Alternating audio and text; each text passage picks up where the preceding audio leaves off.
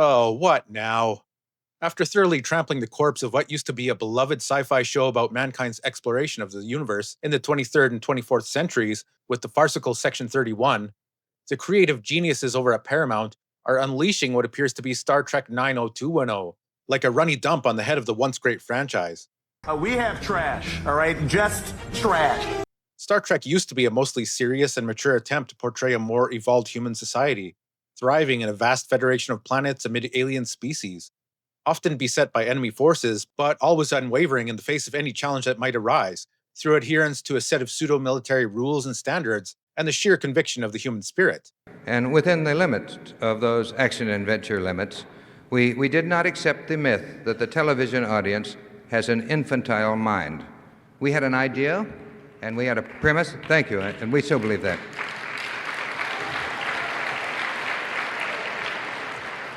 As a matter of fact, we decided to risk the whole show on that premise.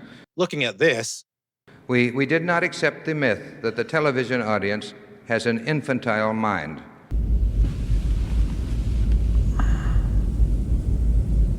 this seems to be the pinnacle of woke identitarianism and emotional storytelling that Alex Kurtzman and crew have worked so hard toward over the years, with such vaunted trash as Star Trek Discovery, an utter nightmare of a show featuring one of the worst Mary Sues in modern culture, who was apparently created only to supersede Spock by teaching him how to be a proper Vulcan. I'm trying to save you.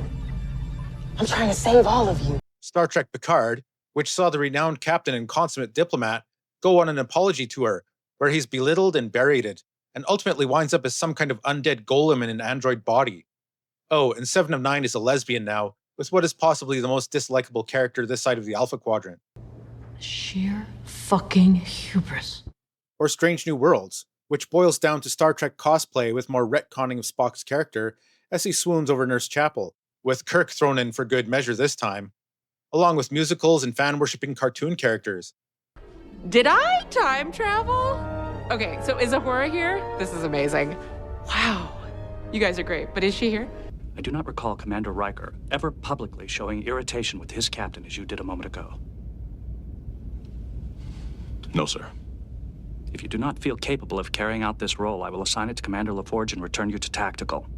Going back to the roots, indeed. And of course, we have the utter abomination that is Section 31.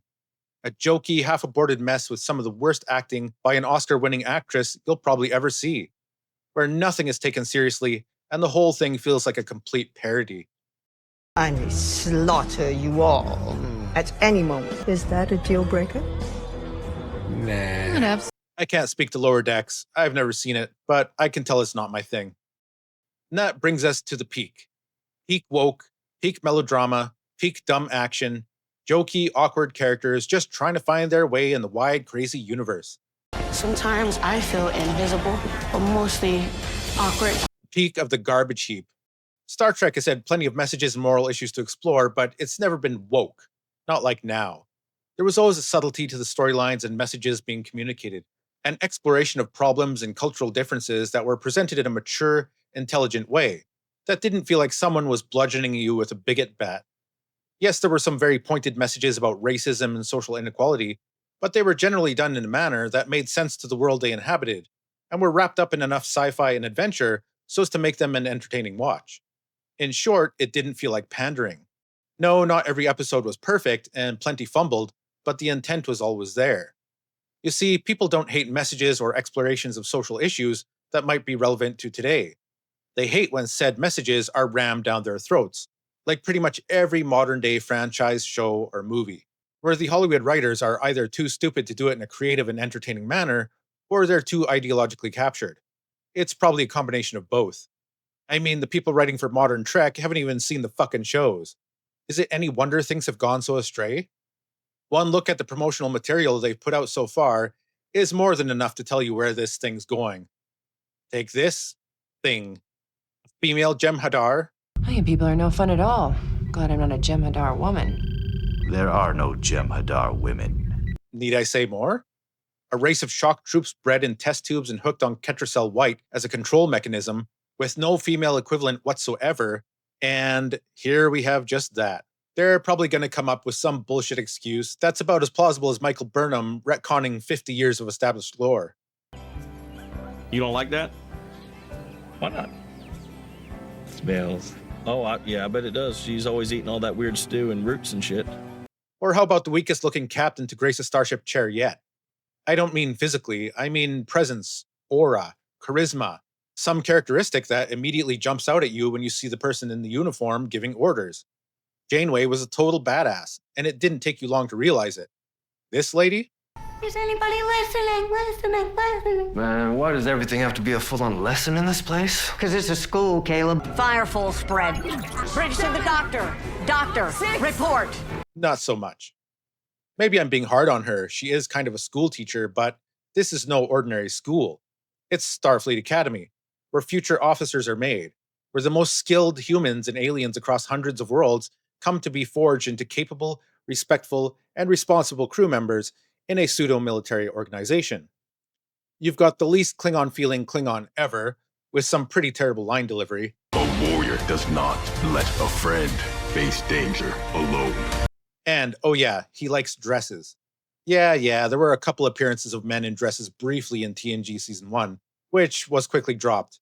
But I can't help but think that the revival of that here has something to do with demasculinizing the most masculine warrior race in the Alpha Quadrant. I don't know how wacko progressive brains work, but if you think that wasn't intentional, you haven't been paying attention over the last decade. I mean, you could play Where's Waldo trying to find a white guy in this. And of course, that's no mistake either. You've got teen melodrama, a bunch of misunderstood characters like a cheap X-Men ripoff or something, a lot of shiny colors and blowing stuff up, completely foregoing the thoughtful and mature flavor of any of the original shows. I mean, this doesn't even feel like J.J. Abrams' Trek at this point. Some really uninspiring and generic-feeling sets, ships, and uniforms, an obese Jem'Hadar woman, some returning characters from Discovery because they were so beloved there, and this thing that pretty much says it all. I mean, you've got the cheerleader, the jock, the awkward girl, the I don't even know what the fuck that is, and the cute couple. This shit is straight up 90s teen drama. They're not hiding it at all. Once again, Paramount is focusing on a completely different audience than the core fan base that supported Trek throughout the years and still do. The good stuff, I mean, which is pretty much exclusively the old stuff. Just look at all the fan channels out there and what they're replicating. I can't tell you how badly I want a Star Trek show that feels like a Star Trek show. But I've been waiting a long time, and it looks like I'll have to wait some more. I will say that the last season of Picard was actually pretty darn good and felt like TNG. But that was quickly forgotten, apparently. So far, the only bright spots in this are Robert Picardo as an older-looking EMH and Paul Giamatti as the first villain, and that's because they're capable actors who are already stealing the scenes in these quick snippets. But even Robert Picardo can only do so much to save this trash fire from burning up. It's going to be a disaster, and I'll be there for it. It's too late for apologies.